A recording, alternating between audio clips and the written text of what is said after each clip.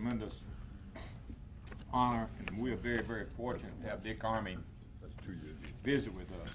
In my book, Dick Armey is one of the truly great Americans who has fought for and continues to fight for everything that basically I think that we believe in, of individual freedoms and limited government, reduced taxes, individual responsibility. He's basically, from his college background as a college professor in economics, he's free market, pro-growth,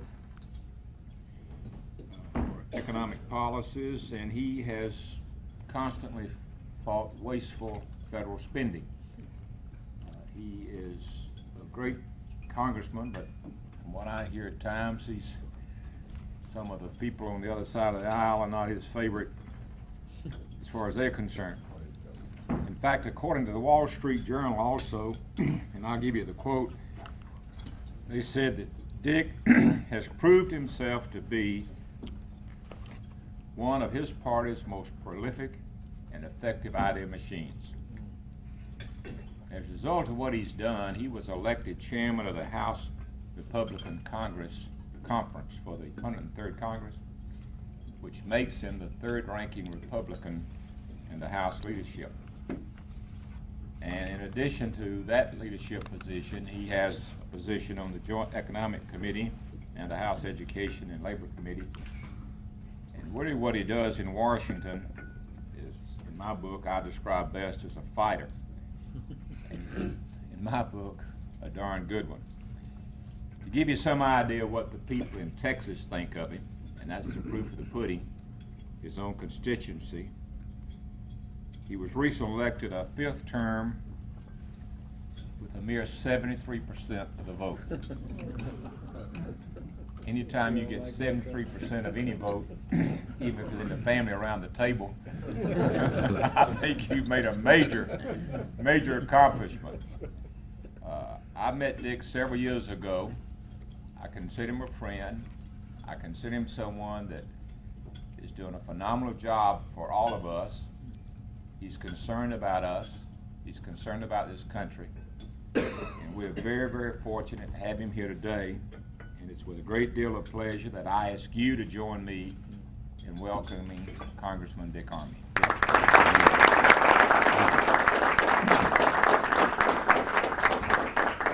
I assume you want me to talk into these mics for the camera. Let me say it's a pleasure to be here.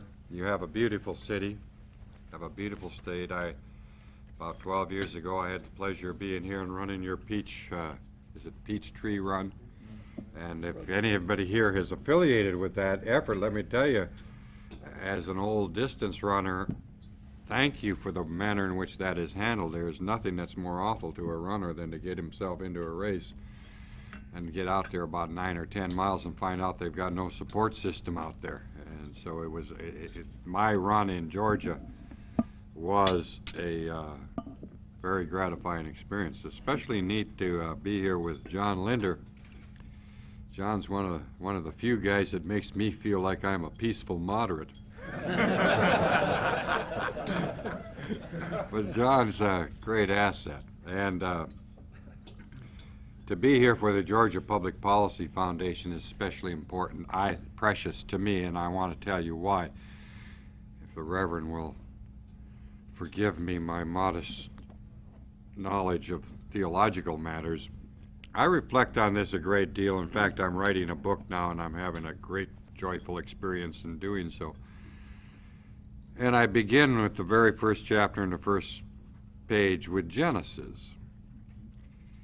And I don't try to do a theological interpretation of the story of our creation, but just take a look, for example, at the temporal conclusions that we can draw from the story of the creation of the heavens and the earth. You know, of course, that the Lord made the heavens and the earth, made order in the heavens and the earth, made the seas and the fish and all this and man in 6 days, and then on the 7th day he rested. Well, if he did that today, he wouldn't rest the 7th day. He'd spend that day justifying everything he'd done to the liberals. But nevertheless, in those days he could rest. But it says in the good book that man is made in the image of his creator. And all theological interpretations aside, just stop and think for a moment. We truly are special. The human species has one thing that no other creature in the universe has, and that's intelligence. We have the ability to fathom the wonders of the universe. And from that ability, we have the freedom to define who we are, because we can think about our thinking, and we can think about our feeling. We can understand all our passions as well as all of our knowledge. We can accumulate our understandings, and we can pass that on. We know we were born. We know we're going to die. We know we had a past. We know we had a future. Dumb animals don't know these things. So I would argue to you that the least human is still special by comparison with the best animal. And we need to have some respect and some humility where that is concerned, because even though we can fill ourselves with pride about our great creative abilities, the fact of the matter is we can create nothing. We have the freedom to make a creative use out of God's gifts. And we need to respect that with a sense of humility. Now, the upshot of it is what we have that dumb animals don't have is ideas. And ideas and knowledge and truth sets us free. Ideas will govern the lives of our children. And as I've gone through this scenario, I've drifted my way down to where I sort out there are good ideas and there are bad ideas. And a good idea is an idea that complies with the laws of the universe and the order that was put in the universe. That's why I'm convinced in my own mind that God was a mathematician, and that, in fact, calculus is the way to discover the wonders of his universe. And so that it meets a reality test, and the idea, if it's going to be a good idea, must also serve man well. Because I don't think God gave us intelligence in order to do harm unto ourselves.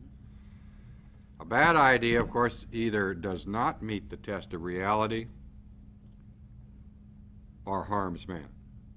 Now, our choice is very simple. Are our children going to be governed by good ideas or bad ideas? That's what it boils down to. And I have to tell you, the fundamental difference that I see in politics is a struggle between freedom and power. Some of us get involved in politics because we love freedom. Others get involved because they have a lust for power. If you love freedom, you must love truth. And you have no need for guile. If you love power, you fear truth, and you desperately need guile. And if you take a look at the practicing politicians, what you got is a division along those lines.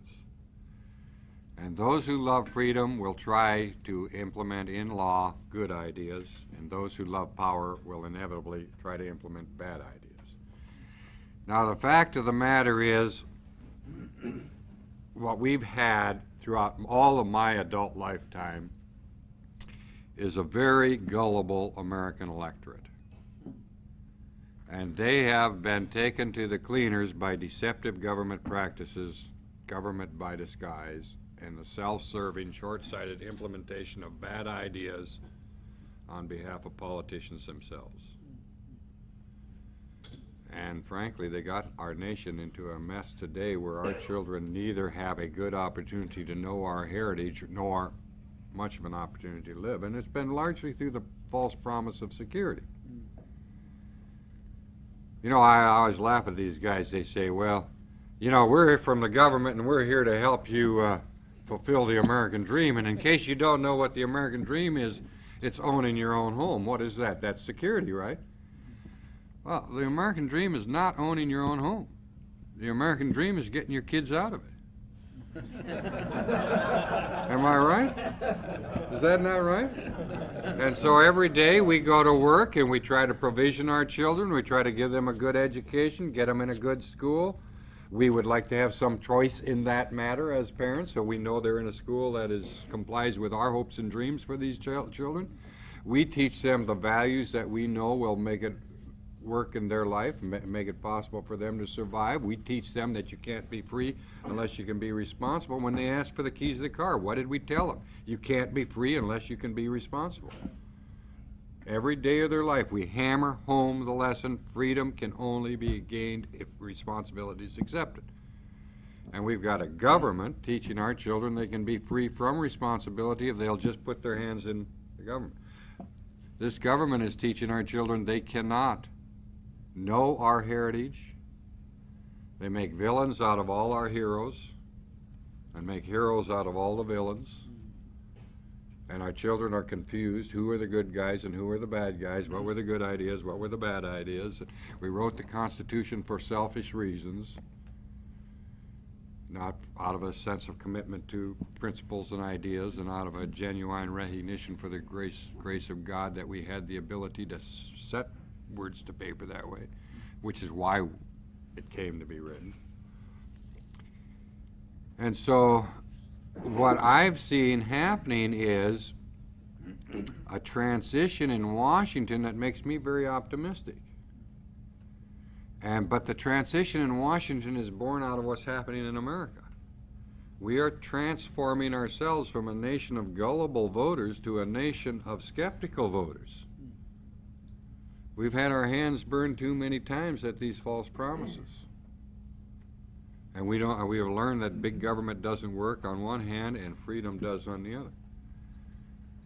And so you have, for example, President Clinton, who masquerades through the whole campaign season as a new Democrat, and he sounded more like us than we did in that campaign.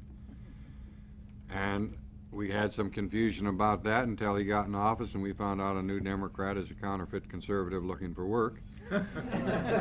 And he fell in with the Washington establishment. And I know this is not a partisan thing, but you see that, if you take a look, the average politician goes through about 100 identity crises a year. They stand there with their finger in their wind, with feet of clay on shifting sands, and they try to convince you they're standing for something.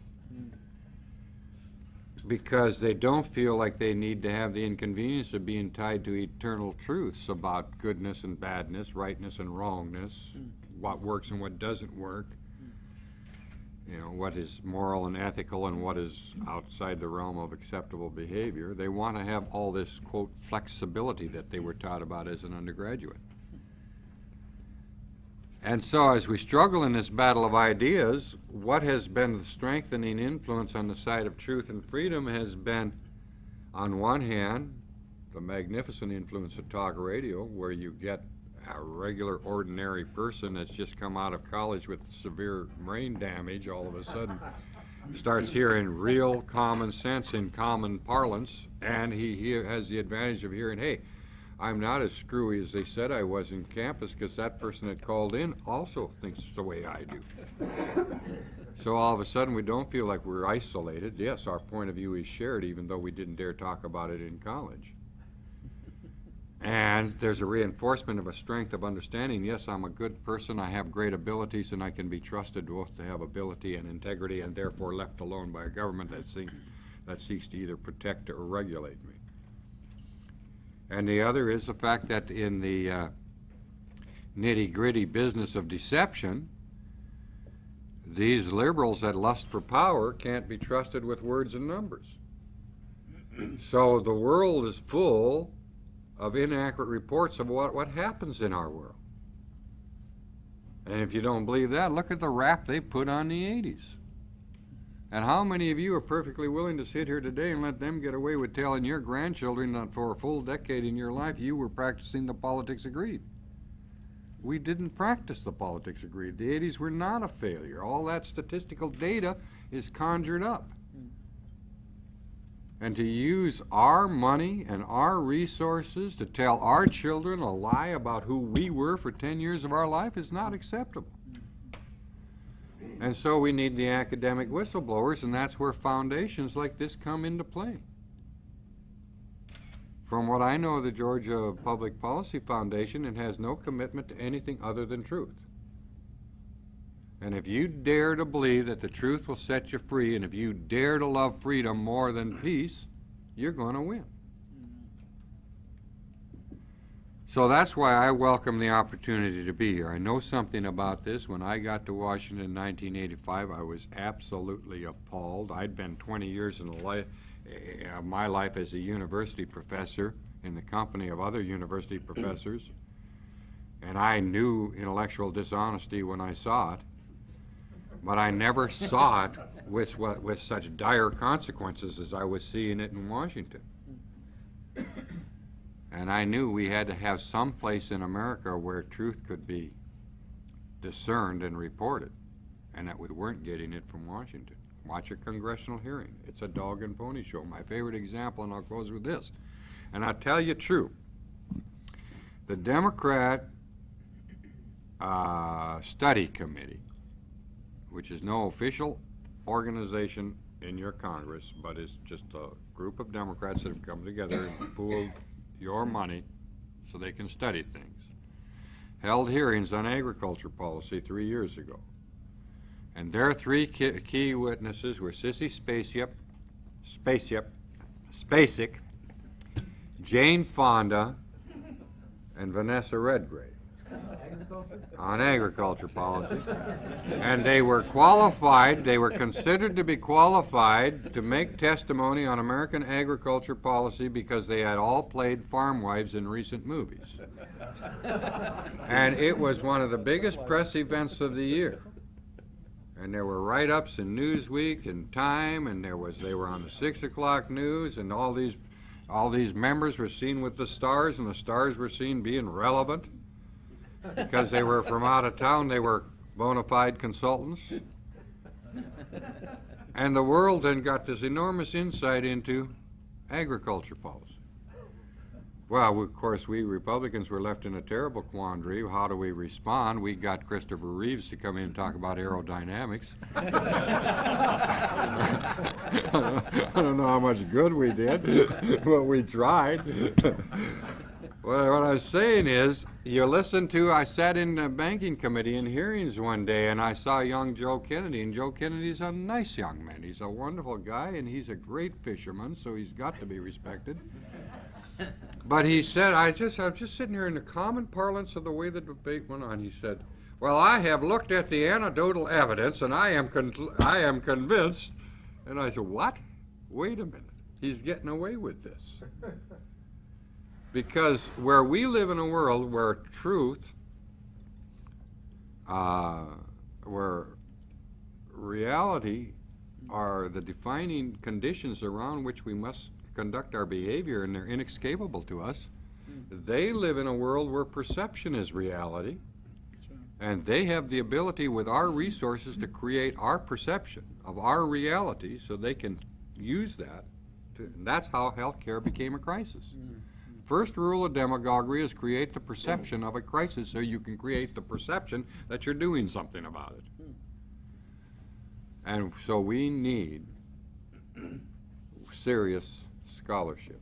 We need to police the reporting of who we are in our lives.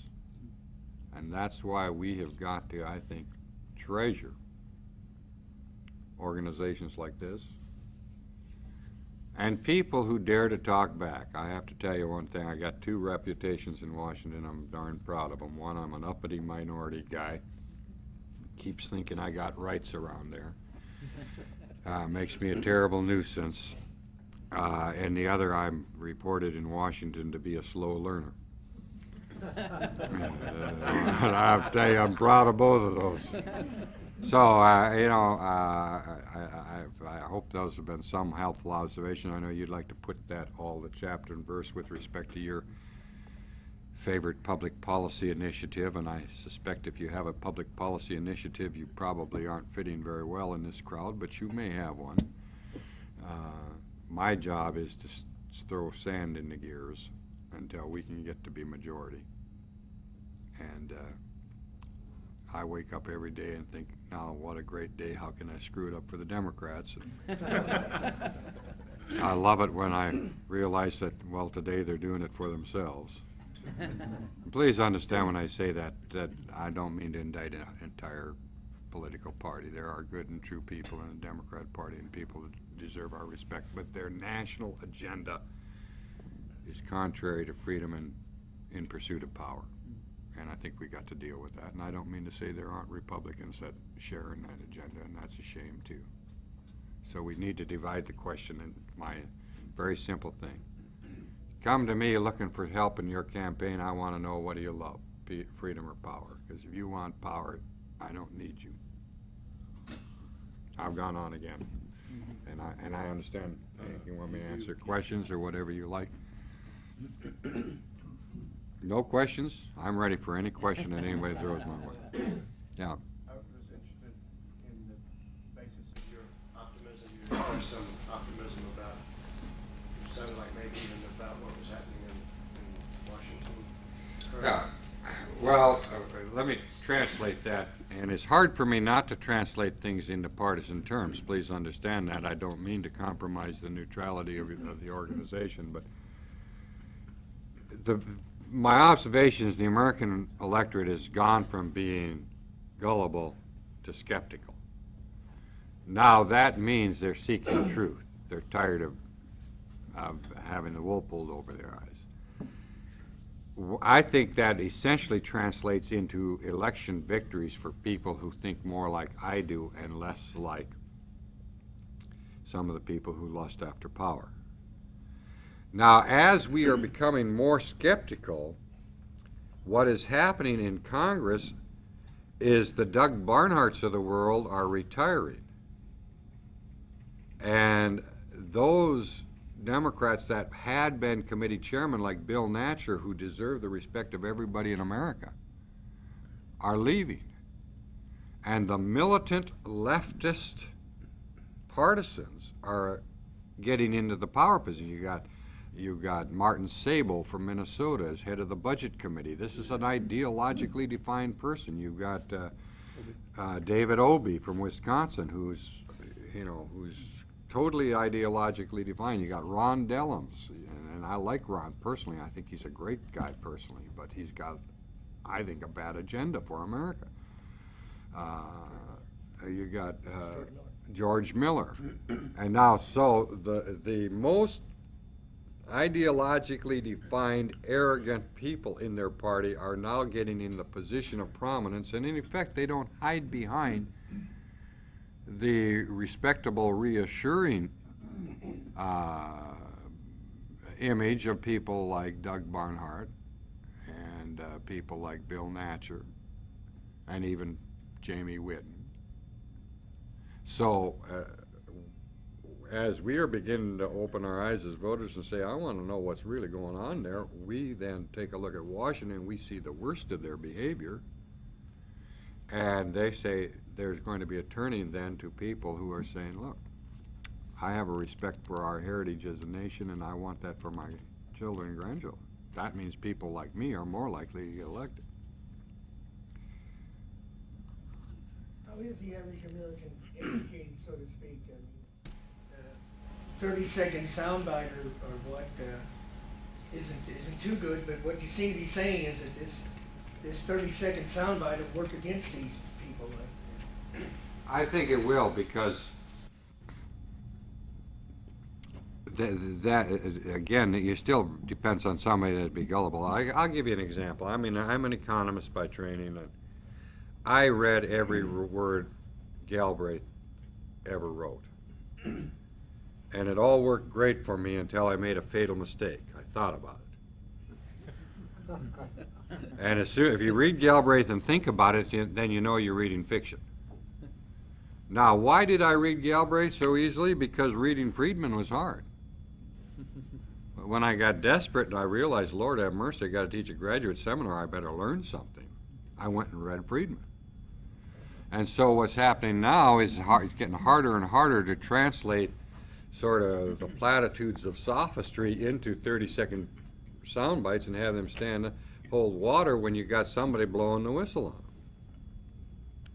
And so I don't want to overlook for us to be aware that the catalytic event is the academic whistleblowers. And the two big academic whistleblowers that are out there are talk radio and think groups like this that put out reports, and people read reports and share these reports. These reports don't sit around and gather dust.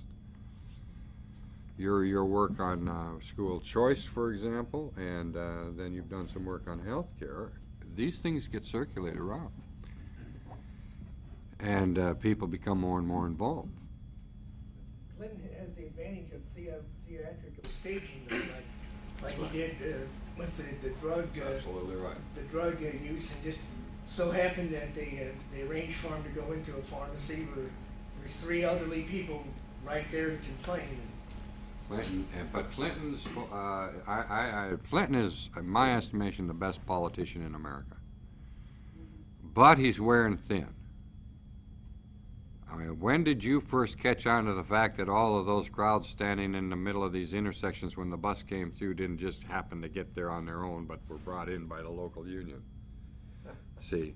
And when we see him, oh yeah, well, isn't that, the attitude is, well, isn't that something? He just happened to go in there when those 3 people were there desperately in need of their medicine. They just happened to say, Mr. President, whatever you want to give me is what I need. And his staging is not holding up very well because we're skeptical about that. We didn't used to question these things. So it all works. Now, that doesn't, I don't mean to say that my world's going to be made perfect through no effort of my own. The other side of the equation in politics is for the Republican Party to become politically competitive, as it's not been so very much in the past. And then you got a lively contest out there, and people can see a choice. When you have a large portion of the voters that don't see a nickel's worth of difference between any of them, then 20% of your vote gets drained off to Ross Perot, and then it's you get what I believe to have been an accidental president. So the Republican Party, I think, has got a very important role it's got to play if we're going to revitalize a democratic 2-party system, and that is for the Republican Party to get over being inept. Now, I think Georgia makes a very big contribution to that with Newt Gingrich as the House leader. My general impression is that the party is transforming itself as I work with the party in terms of my colleagues. In the House of Representatives, faster than any place. And Senate's got to catch up with us, but we're ahead of them. A very large part of that had to do with your election. Well, thank you. I like to believe I've made my share contribution, but the fact is... It moved us to principle rather than just getting along. Yeah. Well, we're not the appeasement party anymore. We're the opposition party. And our ideas are morally and intellectually superior to their ideas, and our ideas must be heard. Yes.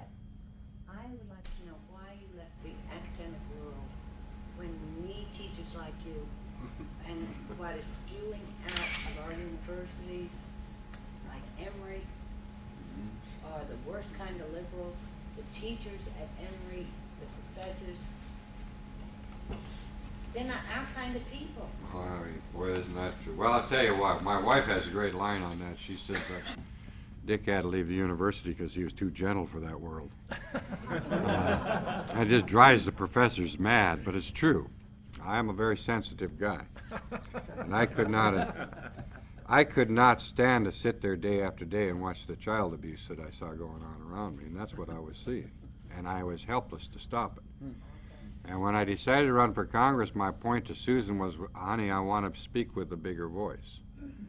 One of the things that I hope to accomplish as I hopefully gain standing with the American people is some input into the selection of boards of regents and some input into encouraging Board of Regents to understand they're given a public trust and they must take over the administration of college. College president can't do that. Well, I know that. We've got to. I mean, the fact of the matter is freedom has been losing political victories throughout all of my lifetime, and freedom has got to win, or my kid's future is lost. And that doesn't have to break down on party lines, but it's got to be. And then that translates into a governor that says, look, we got to straighten out our universities. And then I'm going to get tough people on the regents, and these regents are going to hire presidents, and the presidents have got to administer. We're getting rid of faculty governance. We're getting rid of tenure. We're getting rid of all the corruptions. And then the universities are your corrective focus. I consider the university to be the most essential or the most important institution in my culture, because it gives me my final educational output and it gives me all my educational inputs. And educating our children is the most important thing we do. Now when we can straighten out the university, then we can begin then to move that back down the line. But quite frankly, right now, our best education in America is still being done at the elementary grades. So. Well, what you do when you have them in your own family that get out of school, and that they are liberal. Yeah, I know. Well, you don't want to argue with your children. No. Well, what I did, I just sort of wrote it out with mine because I made it very clear to them, when you get out of school, you got to get a job. And, you know, job's a damn sobering influence in your life. Well, no, I was just going to do this themselves, something really hurt. Yeah, well, that's right, too, yeah. Yeah, they, you know, I mean, we put our children at risk when we send them away to college for brain damage.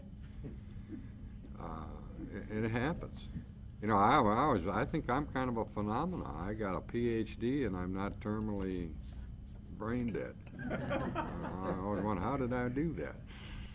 My mama did that. Did you? Yeah, I have a question. You stated that in some cases there's not a whole lot of difference between some of the Republicans, some of the Democrats, and that perhaps the Congress has changed faster with regard to relating to truth and that which is really real. And I use that word because there's a reality and there's a really real. What can be done to help change the Republicans who are in essence counterfeit Republicans? I'm speaking of Joe, who has supported the Republican health care plan, which is not a dime to the difference between that and the Clinton plan in reality, because both of them are let the government take over. What can be done to change that? Well, in the long run, we've got to be confident that our vision is morally and intellectually superior and dare to speak for our vision, because largely we become products of political discourse. And I always say that what we do is we sort of rush off a lift like a bunch of rhetorical lemmings. Off the cliff we go. Somebody says we got a health care crisis, and I say, my first reaction is we sure as hell don't. And then my staff say, now settle down, don't be saying that in public. You know. Politics is a business of getting a principled person and then telling them to keep their mouth shut. Is that not right? I'm sorry, I'm being profane. I got to get a handle on that. So what's happening is, what I think happened to Dole on health care, having just gone through the budget fight, he was in a period of indictment exhaustion. Republicans have this affliction, Democrats don't have them, because Republicans never indict Democrats.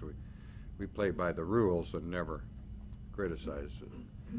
So, what do they do? Well, Bob Dole, there goes Bob Dole, the mean partisan guardian of gridlock and so forth. And he was our hero through that budget fight. But you could just sort of see him, so, oh, Lord, I got to repair my image and get a smile on my face, and do a little happy talk around here, and everybody will know that I'm a real human fella. And so he goes through. I saw Henry Hyde go through that when he co-sponsored, Henry Hyde of all people, He co-sponsors Family Leave. I said, Henry, what in the world are you doing? He said, Dick, I'm just getting sick and tired of always being told how I hate families and how I hate children. And if you get somebody like me who's thin-skinned, they indict me all the time, I keep thinking it's a compliment. I don't know.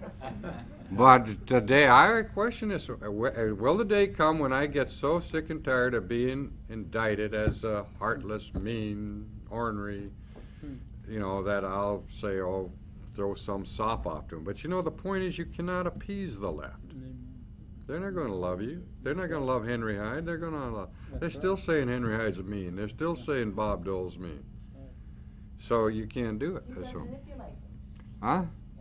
Oh yeah, I reckon you could do that. I'd just like to beat him. You know.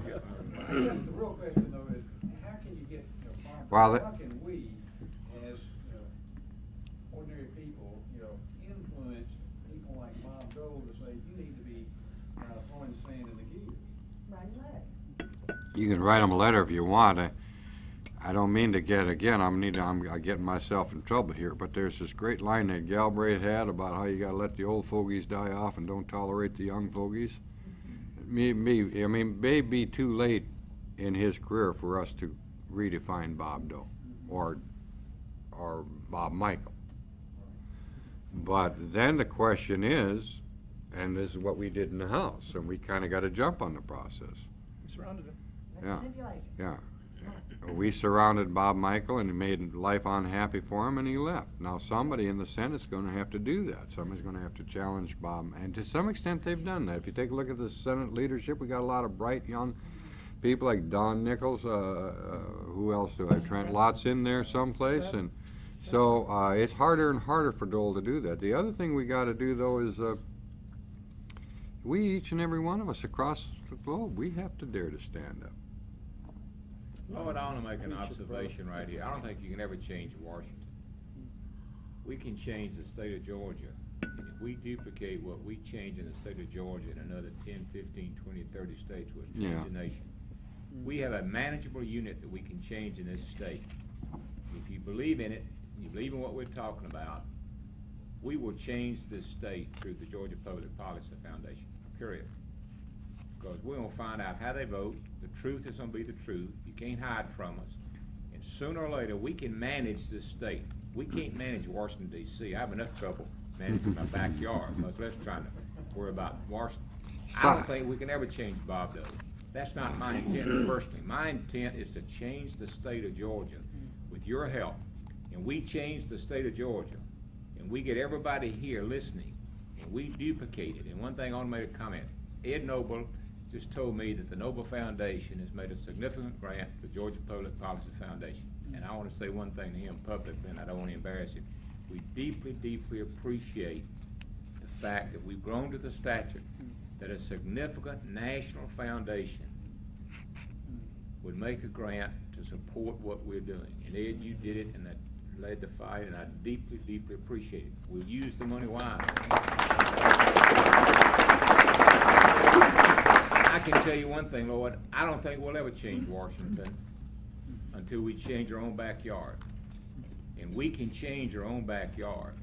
And when we change this state, there are going to be other states. We've already had people ask us, tell us what you're doing. When we were out in Oklahoma, Ed's brother-in-law was looking at doing something out in Oklahoma similar to what we're doing here. We've said to him, we'll give you everything we're doing. We'll tell you everything we've done wrong, everything we've done right.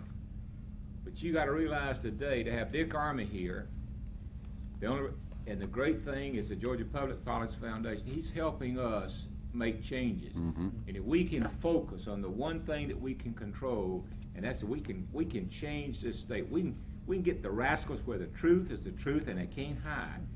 And if we can get the truth out there, I'll depend upon the voters to vote any way they want to vote. I don't care whether Democrats, Republicans, Independents, it makes no difference to me. Because the people, the truth is going to throw the damn rascals out.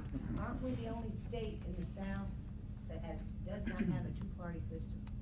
I couldn't tell you, don't know. I'm not worried about that. I really am not worried about it. What I'm worried about is getting the truth out, because I don't care which side of this, sooner or later, whether you're Democratic or Republican or Independent, if you vote incorrectly, if you vote one way and talk another way, and it's known to the public the way you vote, we'll keep a scorecard. I want to get out of this because you came here to ask Dick Armey, not Hank McCamish. But they don't hide from us. And we're going to do some things that at least the truth will be made known. And I'm gonna depend upon the rest of the world, the rest of the Georgians. If we get 50,000 Georgians, and Dick, my goal is we got 50,000 members of this organization.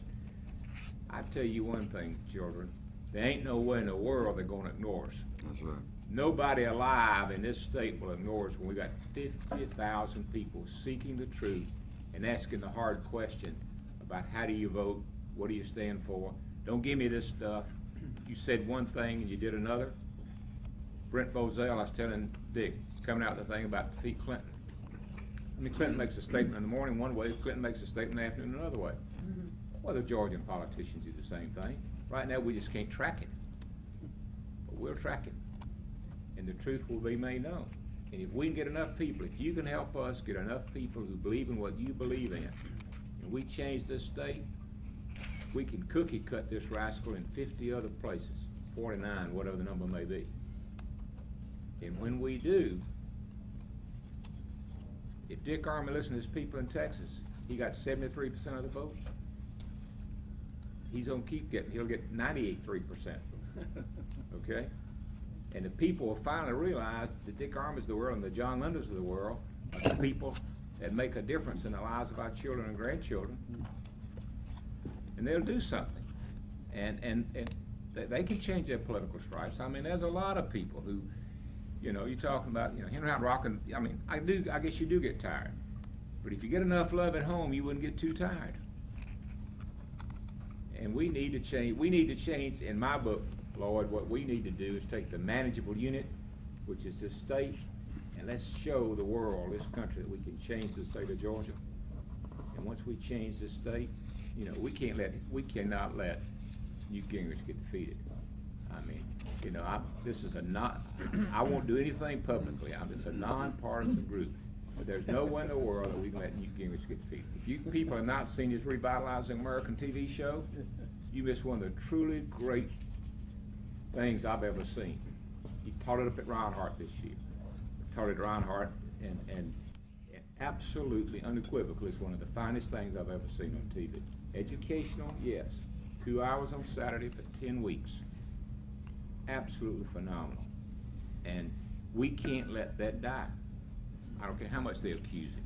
But anyway, I'm off my soapbox. Well, but look what happened. You know, no state could have had a finer person than Doug Barnhart. Doug was a Democrat on banking matters. I always went to Doug.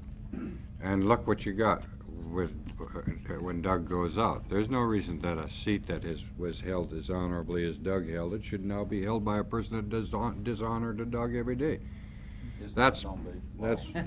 It's not Charlie Brown. Well, we need to fix that, you see. I mean, that needs to be taken care of. That's backsliding against our children's future when something like that happens. So it doesn't have to break down on party lines. So, you know, if the ideas matter, then the way you make them matter is to have somebody who embraces the understanding of the ideas in the position. We got 435 spots in the House. These are, every one of them, a precious tool for the American people. You know, what if you had somebody working for you in your shop and you found out they were taking your tools home to work at their house? You'd fire them, right? Well, that's what a congressman is doing when he's taking your tools and using it for himself instead of for the people of his country. I want to get back to healthcare for just a minute. I own a small medical equipment company. I deal with Medicare, Medicaid, VA.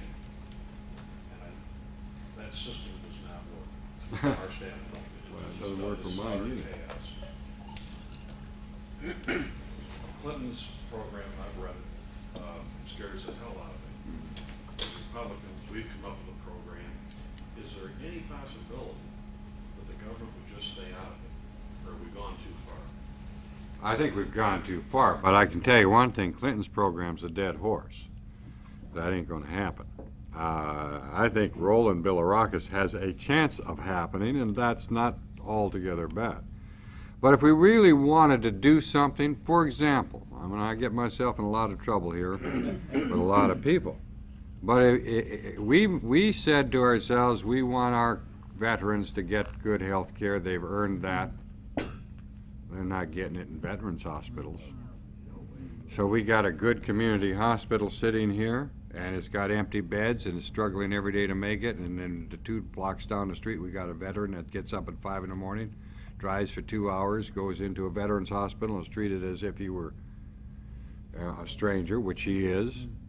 And in the process, he's driven by his own home hospital and driven by his own doctor's house, who he happens to go to church with, to go here and be in the company of a stranger, to have his health care neglected. If we wanted to do the veterans a favor, we'd shut down the veterans hospitals and we'd give them vouchers and we'd send them to their local hospital. And they could get good health care that would be of their choosing. Now, why can't we have that much compassion for our veterans after the risks and the sacrifices they made for us? Why do we send them to a heartless institution to be dealt with as strangers? And that was first brought to me when I saw my good friend die in a veterans hospital 100 miles away from home while his wife was sitting in a house 2 blocks away from the hospital. And there he was alone because she couldn't find her way down there. And that does make sense for us to do that. And Medicare and Medicaid, why not just lay off all the baloney and just give people that are older or poor the income and let them go find their own doctor and let them take care of themselves?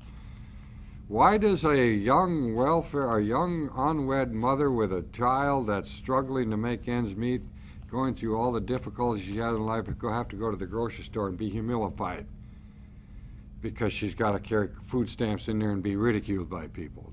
Can't we have enough compassion to say, look, we need to help you get the income to support yourself and your child now and help you get yourself able to go to work?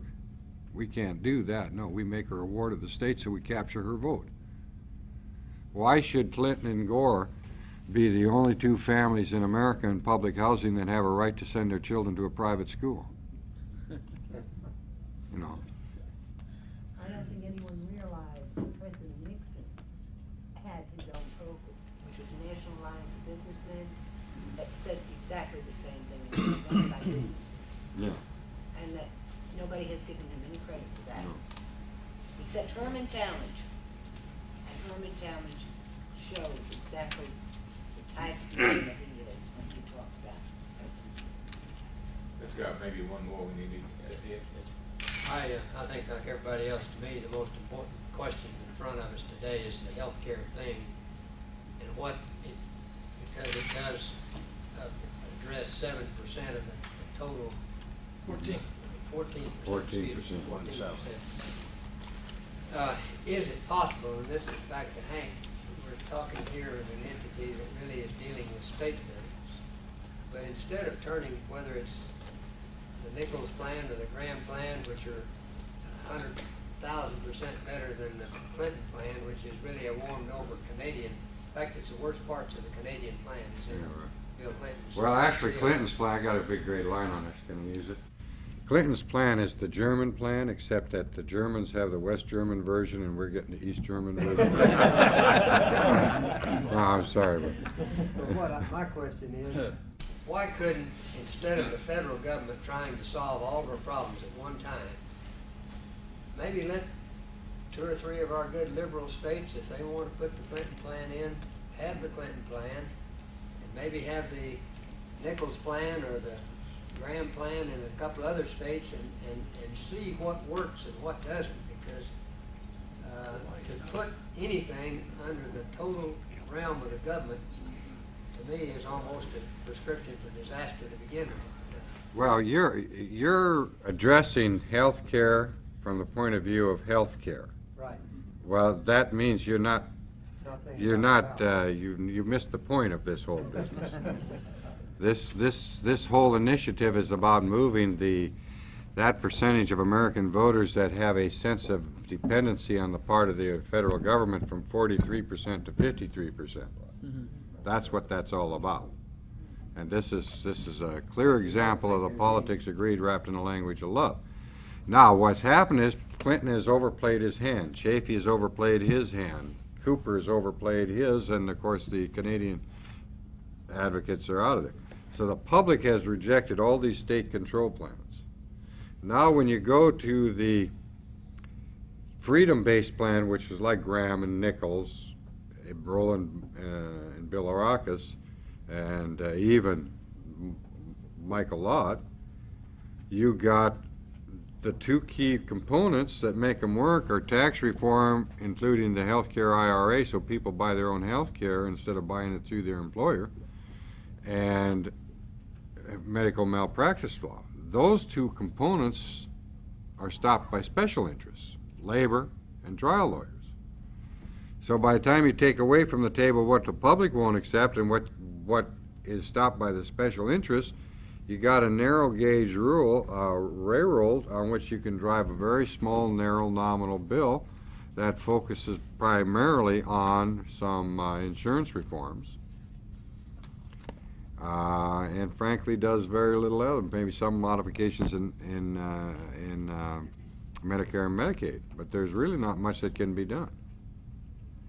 Now the question is, how ideologically hidebound will the Clintons stay with their plan, and for how long will Rostenkowski and Dingell continue to try to make it possible for the president to have his day? My own view of the matter is that the clock starts to run out on them, and then they'll get panicky at the end. They're going to say, oh Lord, we won't do anything. Or if we come back with a more Republican Congress, we might get something that goes in the opposite direction. So we don't know what will happen in that panic. But let me just, can I close with this story?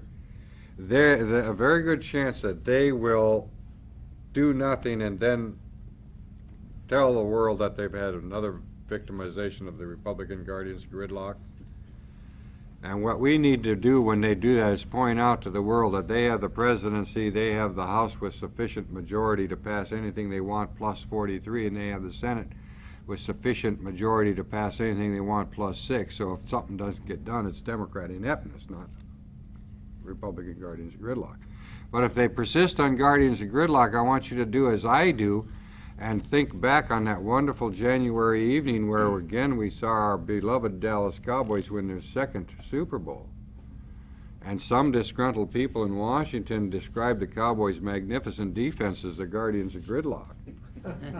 But what we saw was fine Christian young men doing the Lord's work against against an evil force in a wicked city. Oh. I guess